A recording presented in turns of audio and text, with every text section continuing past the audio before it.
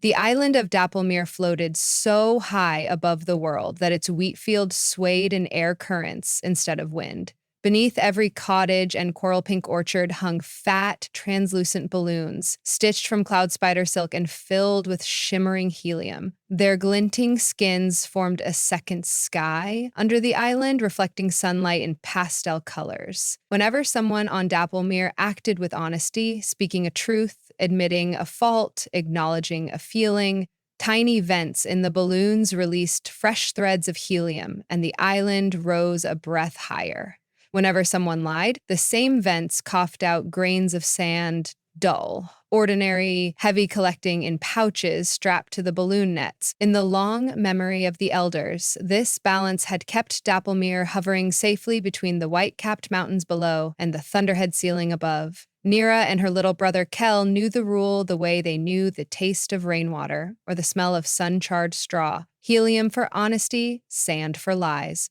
Their parents repeated it at bedtime, teachers wove it into arithmetic, and the brass feuilleton that swung in the town square reported the island's altitude every hour. Yet knowing a rule and understanding it are not the same thing. And the siblings were of an age when boundaries looked like invitations.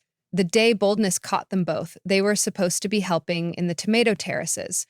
Mother had warned that thunder season was nearing. They had to finish trellising the vines before downdraft storms bucked the island.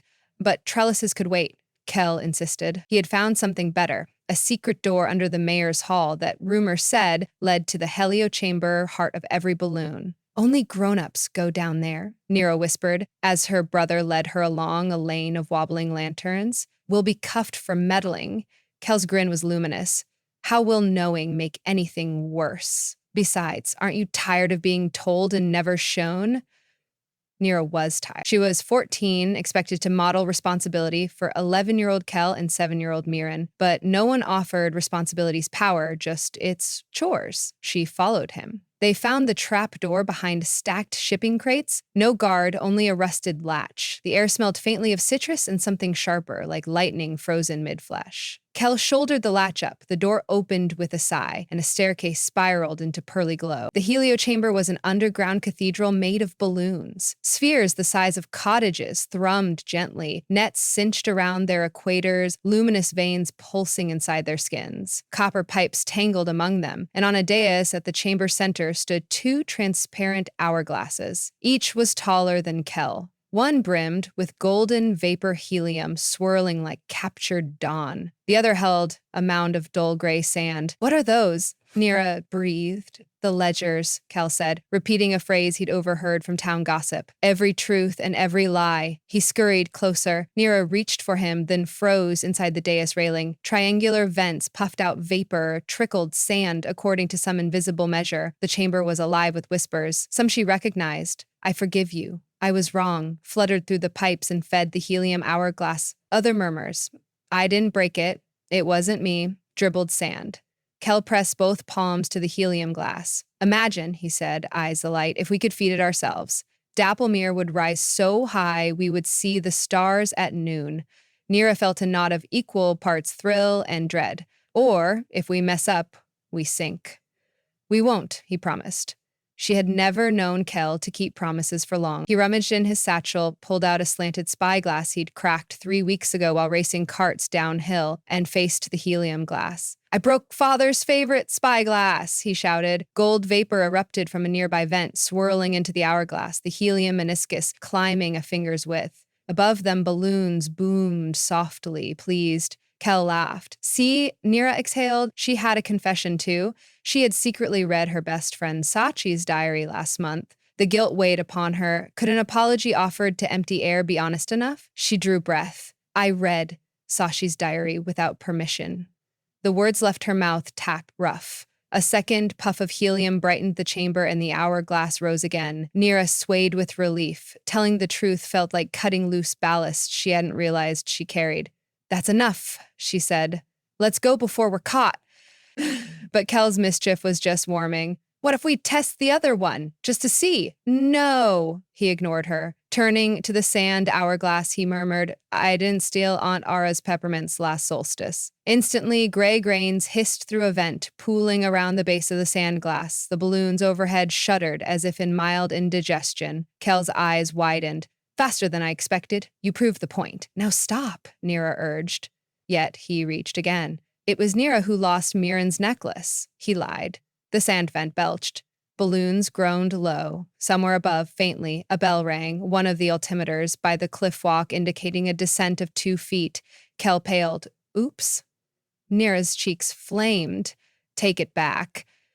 It was only a few grains.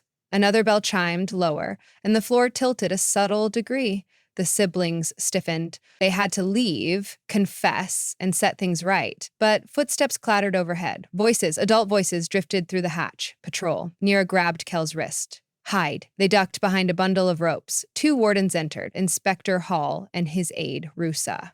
Hall consulted a brass altimeter. Drop of 6 inches in 1 minute, he muttered. Somebody's lying big today. Rusa's gaze swept the chamber, then fixed on the sand hourglass. The level's risen, she said. We need to find the culprit before thunder season. Hall agreed. A few more bucketfuls, and Dapplemere will scrape mountain peaks. Keep ears open. The wardens left. Nira and Kel dared not move for several heartbeats. Finally, she pushed him toward the exit. Neither spoke until they were in sunlight. Kel started, It was just fun, Nira hissed. You gambled the island for fun? She wanted to punch him, but settled for words. We have to undo it. We can't tell anyone. We'll be punished for trespass. Nira saw fear in his eyes mirror to her own. She bit her lip, torn between anger and protectiveness. He was her brother. We fix this ourselves, she decided. We feed the helium glass more truths enough to offset the sand? Lots of truths, Kel agreed, almost relieved. For the next 2 days, they pursued honesty with fanatical zeal. They woke before dawn to help Mother milk the silkwings, admitting every slip of the pail. They confessed tardiness to their teacher. At market, they apologized to Sachi and repaid 3 marble buttons borrowed months back. Each truth felt like pulling thorns from skin. Nira learned that honesty was not merely blurting secrets, it was also correction and repair. After every confession, they rushed to the trapdoor and repeated the words in the heliochamber to be counted. Helium surged, the altimeter bells clanged upward again, the island stabilized. By evening of the 2nd day, Nira believed they had succeeded. But the storm arrived early. Thunder season's first squall came like an iron fist, purple clouds, forked lightning, downdrafts slamming against Dapplemere's underbelly. The island bucked. Cottages tilted, streamlets of soil spilled over edges, mothers clutched toddlers as wind-uprooted saplings. At midnight, a deafening crack announced catastrophe. The eastern tether, a thick braid of cables attaching balloon cluster to the island, snapped. The ground lurched. Dapplemere sagged eastward, sliding toward the stone teeth of the peaks of Omen below. Panic rippled through town. Mayor Filon called an emergency assembly in the square. Nira held Mirren while Kel hovered beside father, both dripping rain. Mayor Filon's voice quavered through a bullhorn. We're losing altitude faster than we can pump. The helium reserves are nearly exhausted. Elder Jael, keeper of the ledgers, stepped forward, cloak flapping. Our records show an unprecedented surge of sand in the last 3 days, she announced. Someone has been lying and has not come forward. Niar's stomach twisted. They had offset most of Kel's sand, but perhaps not all. Worse, others might have noticed the island sagging and lied about their own responsibility, adding further weight in frightened chain reaction. Elder Jael's gaze swept the crowd. We cannot rise until the lies are undone. Confession is not punishment, it is helium. Come, speak. Silence, punctuated by thunder. Aunt Ara stepped up first, voice small. I've hidden extra sugar rations during lean months. A puff of golden mist drifted past, visible even in the storm gloom, rushing toward the balloon cluster. The island gave the slightest tip back. A breath of hope stirred. Others followed. A farmer confessed watering his field out of turn. A baker admitted she'd underweighed loaves. Helium wisps danced upward, but the descent continued. Too slow, Nira realized. The sand was heavier than the truths volunteered. She felt Kel trembling. Rain stung her face like cold needles, but the heat of decision surged. She stepped toward the dais. "I trespassed in the helio chamber," she said, voice cracking but clear. "My brother and I made the sand rise." A gasp rippled through the assembly. Kel's shoulders sagged with relief and shame as he joined her. "It was me who lied most," he added. "I said Nero lost Mirren's necklace. I blamed her for my own fault." The truth, vented from Kel's words, shot upward like a comet, slamming into balloons with bright resonance. The ground leveled an inch. But El Diagel's expression was grave. "How many lies?" she asked. Kel swallowed. "Two that day, then none," Nira corrected. He lied once more, to say we hadn't trespassed. Another gout of sand hissed from beneath the island as she spoke truth, and helium streamed in. The altimeter rang up this time. Murmurs turned into cheers. Yet Jael still looked troubled. "Helium alone cannot mend the snapped tether. We need to lighten now before the storm pushes us into the peaks. All citizens, empty your storerooms of unused goods, cast over luxuries. Truth must accompany action." Townfolk dispersed, flinging carpets, dusty heirlooms, even cast iron stoves over the cliff. Balloons keened as the island rose a few feet, then stalled. Storm winds roared, pressing down. Nira huddled with Kel under a linden tree. "Not enough," he whispered. "There's more sand someplace." She remembered the hourglass. They'd never emptied the sand Kel generated. It was probably still piling, vent blocked by weight. The helio chamber needed clearing. "We have to dump it ourselves," she said. Rain blinded them as they raced toward the mayor's hall. The trap door was guarded now. Inspector Hall, soaked but alert, barred the way. "Restricted area," he barked. Nira summoned courage. "Sir, the greatest sand deposit is inside. We know the route." Hall hesitated. Duty warred with urgency. A tremor rattled lantern poles. The eastern edge scraped a mountain crag, sparking rock against stone. Screams echoed. "Go," Hall decided, unlocking the hatch. "But if you're fooling, no lies," Nira promised. They descended into lavender glow. The sand hourglass bulged, near bursting. Piles spilled across the dais, clogging vents. Balloons sagged overhead like sick moons. Kel grabbed a chute crank labeled Ballasta. "If we open the bottom hatch, the sand will fall." "Onto the peaks below?" Nira objected. "People live there. There's Fog Canyon, no villages." He looked certain. She trusted his maps. Together they unlatched the hatch. The hourglass belly opened, gray torrents roared down a copper sluice and vanished through a floor grate, into night. Almost instantly, helium vents unclogged, disgorging soaring ribbons of gold vapor. The chamber brightened so fiercely that tears leaked from Nira's eyes. Far above, a chorus of balloon skins popped taut. A sweet pressure inflated her lungs. Gravity seemed to loosen its fingers. Altimeter bells outside rang in wild succession. Up, up, up, the island jerked skyward. They scrambled back to the square. Citizens cheered as clouds parted and stars appeared above ragged thunderheads. Dapplemere floated free of the peaks, once again in open sky. Mayor Fallon hugged Elder Jael, who turned to the siblings.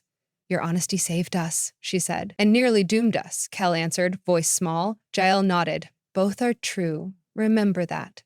Days later, repairs began. Engineers wove a new eastern tether from braided moongrass. Balloons were restitched, vents cleaned, thunder season calmed. On a sunny morning, Nira and Kel were summoned to the helio chamber. Elder Jael awaited them beside the now evenly balanced ledgers. "The council debated your punishment," she said. "Some wanted exile, others demanded chores until adulthood. We chose education." She gestured to a smaller hourglass. Between the two giants, glass empty. "You two will watch this," she explained. "Each day you speak a truth about yourselves. No matter how small, you'll fill it. When it brims, your term ends." Kel frowned. "What if I run out of truths?" Jael smiled gently. "Nobody ever does." They began at once. Kel admitted he sometimes pretended to know more than he did because he feared being ordinary. A fine thread of helium slipped into the glass. Nira confessed she envied people with simple callings because leadership frightened her, another thread. They returned daily. Some truths were pleasant, some ached, but each left them lighter. One afternoon, Mirren tagged along. She was silent, hugging a wooden doll. Kel nudged her. "Want to try?" Mirren whispered. "I told teacher I'd lost my homework paper, but I threw it away because it looked messy." Helium shimmered, rising. She looked up, eyes wider.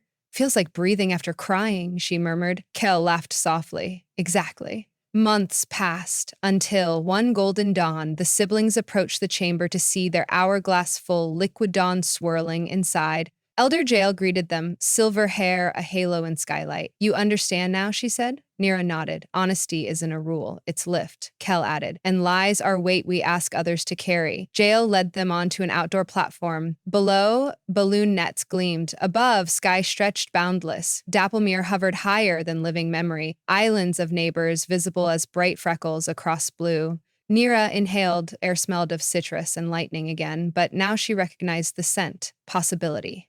Kel turned to her. Race you to the tomato terraces?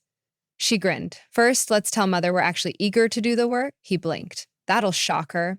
Good, she said, already striding. We could use a little lift. They laughed. The sound light as helium, drifting upward until no one could tell where voices ended and sky began.